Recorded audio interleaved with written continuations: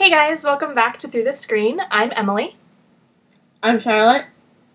I'm Erika. We hope you've been enjoying our episodes so far and liking, commenting, and sharing with your friends. If you've missed any of them, head on over to our channel and watch. And if you're not already, be sure to subscribe while you're there. This week, we will be discussing a very controversial animal issue, so we hope you'll follow us once again as we join together via Skype to bring you conversations through the screen.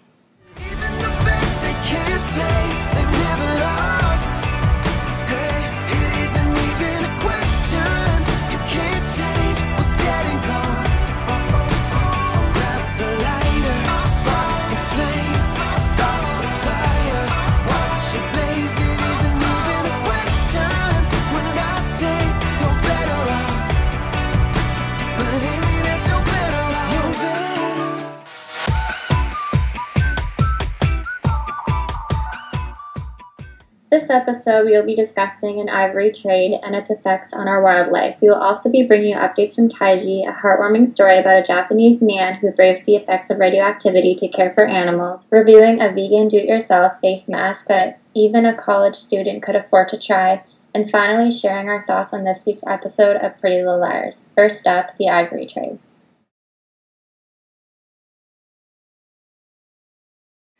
This week, we wanted to discuss one of the biggest and most controversial of animal issues, the illegal wildlife trade.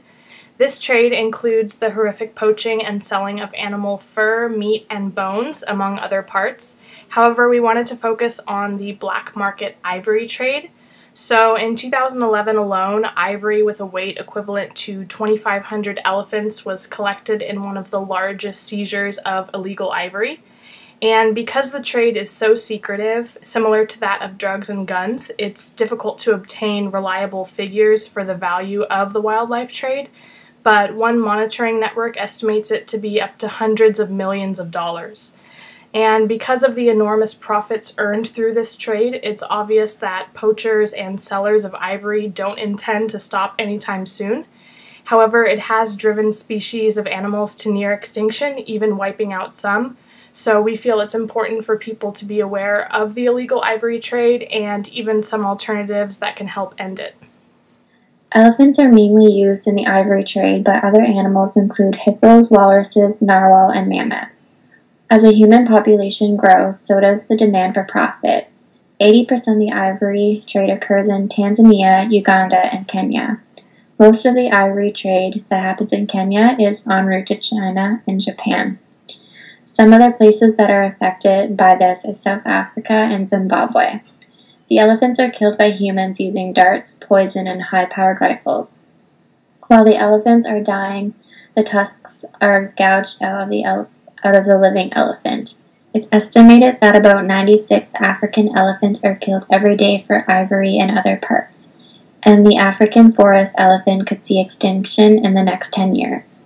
Habitat loss is the largest threat to Asian elephants, and because of this, elephants are facing much more human conflict, which often results in the death. This is especially sad because we know elephants to be familiar beings. Like humans, they mourn their lost herd, staying near the bodies for hours or even days, and even known to produce tears. They are very social and nurturing, highly intelligent, and possess long memories.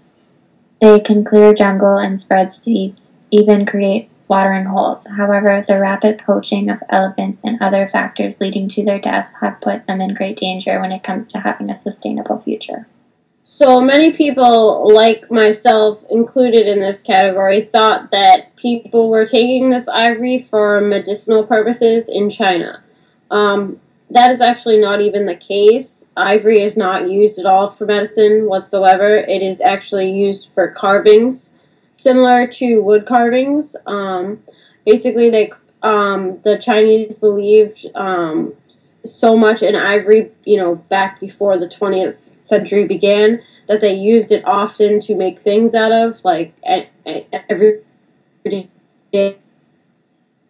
common things.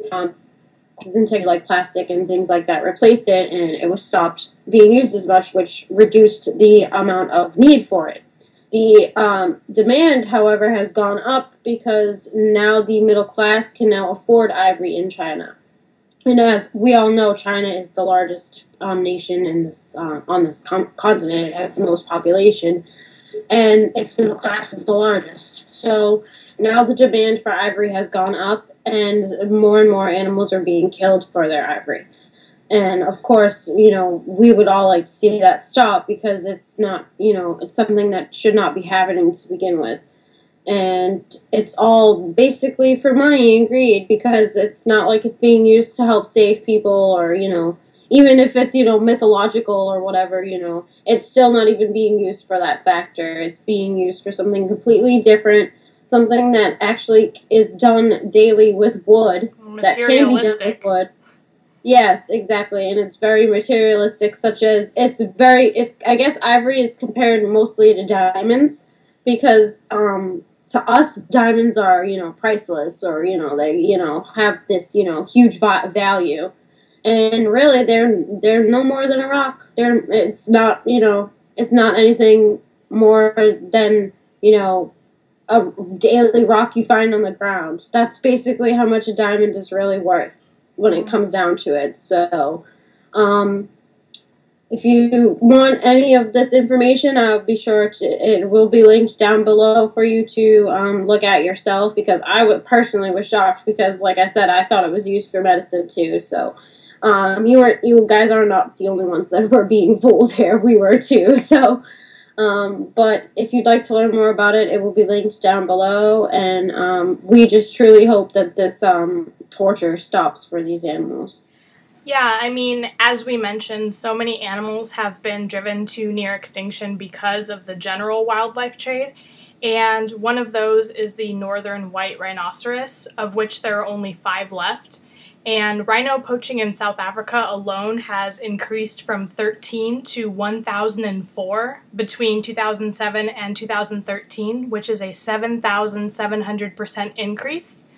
And there is even a film being released in 2017 called Disunity, which documents both sides of the argument on whether or not to ban the rhino horn trade. And we, of course, will link the website for that down below.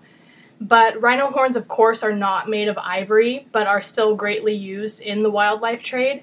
So as we speak, there is already a major alternative to rhino poaching, and that is through science. So there's this San Francisco-based startup called Pembient, and they're using a 3D bioprinting technology to create cruelty-free rhino horns that could fool almost anyone. And the engineer and co-founder of Pembient, Matthew Marcus, explains that these horns are basically genetically and physically identical to rhino horns, could fool any buyers, and are much more sustainable. And also the falling costs of 3D printing are making this idea a reality. So Pembient essentially figured out the genetic code for a keratin protein in rhino horns and are using this for these 3D horns. And the overall goal of this company is to create a marketable alternative that costs much less than a poached horn, ultimately eliminating the poaching business. And so after getting this 3D rhino horn perfect, Marcus hopes to tackle the ivory trade next with artificial ivory, identical to that to elephant tusks, even potentially ivory piano keys that seem to be really in demand these days. So I've been a huge fan of this company and this idea ever since I heard about it, and I really hope that they receive the support that they need and achieve their goals, because I think it sounds really cool, and just the fact that this could potentially be implemented for ivory as well, I think that's really cool. So as we mentioned, we will link everything down below, as well as some petitions that you can sign, and just be aware of all of this and also share with your friends.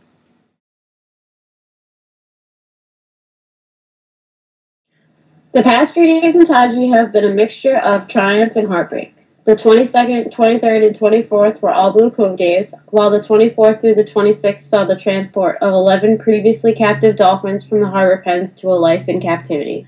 January 25th saw the slaughter of an extremely large pod of striped dolphins. After a brutal slaughter and a few dolphins dying from the shock of it all, the fishermen had claimed about 67 lives. Finally, on January 26th, a pod of about 15 rhesus dolphins was slaughtered after fighting hard against the fishermen. As always, live streams will be linked down below, so be sure to check those out. We also wanted to bring you an update on Ric O'Barry, whose story we brought you last week. Ric is still being detained in Japan, and his family and friends worry for his health. Many around the world, including Slash and Montel Williams, have expressed their concern and demanded his immediate release, and it's been said that if he is ultimately deported, he will be unable to return to Japan for anywhere from 3 to 5 years, which is not what he wants. Ric is hoping to be able to stay in Japan and still be fighting with his lawyer against Japanese officials.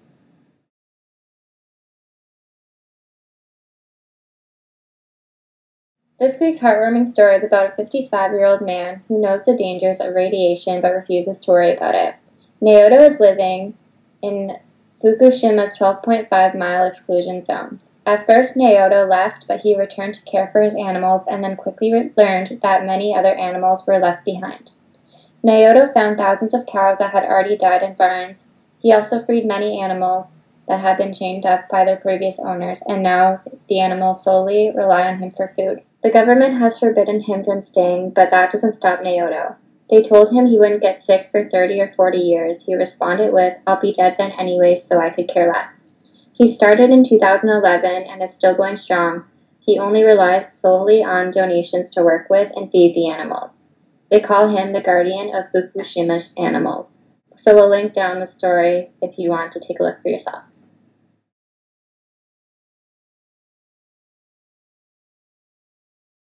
This week we chose to return to the face and try another vegan face mask. This one was very simple. Most people have the items in their homes daily. It is simply lemon, tomato, and oatmeal blended together and applied to your face. Now, for me, I chose to use half the amount of lemon, as the lemon only intensifies drying out your skin, and for me, I already have dry skin as it is, so I used half the amount of lemon.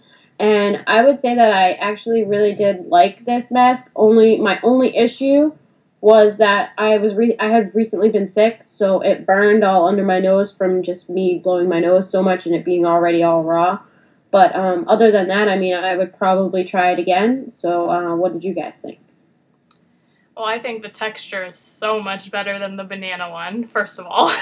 My God, yes. Yeah, it's really not a big deal to put on your face. It was the first time I've ever peeled a tomato before, because you're not supposed to use the skin. So I was like, am I doing this right? I was like using a peeler. You're left with like this light layer of basically juice. And towards the end, it actually starts to harden like a real face mask. So I liked it. I think it worked pretty well, and my skin seems softer, and I think it actually also kind of helps with acne a little bit. I know oatmeal is supposed to do that. I've never heard of putting tomato on your face, so I think this was definitely an interesting one. So this one I really liked as well. It smelled really bad when I was applying it to my face. I didn't like the smell at all. But it felt really, really good. It was easy to apply, and like Emily said, it hardened nice, and when you were taking it off, it was just like, it was perfect. I would definitely do this one again. So as always, we will link the recipe down below, and if you'd like to try it at home, you're more than welcome to, and we'd love to hear how you feel about it, and if you would ever consider maybe trying it again. So yeah, let us know.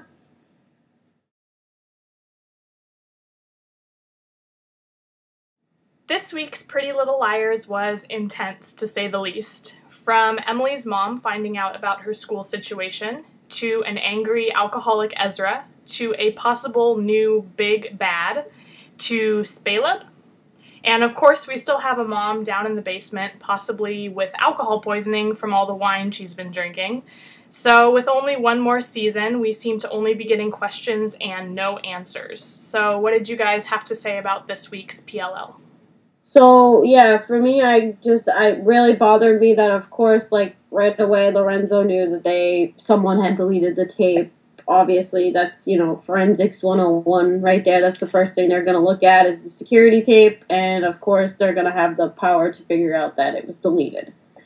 The other thing that really threw me for a loop this week was the big Emily reveal and what she's really actually hiding, which I don't know if we plan to. Well, yeah, we kind of already did say it. So basically Emily is donating her eggs in order to get money because she blew through her inheritance, basically, and everything like that her father left her, and her mother is basically clueless on it, and finds out that she actually wasn't in school and all this stuff in the episode.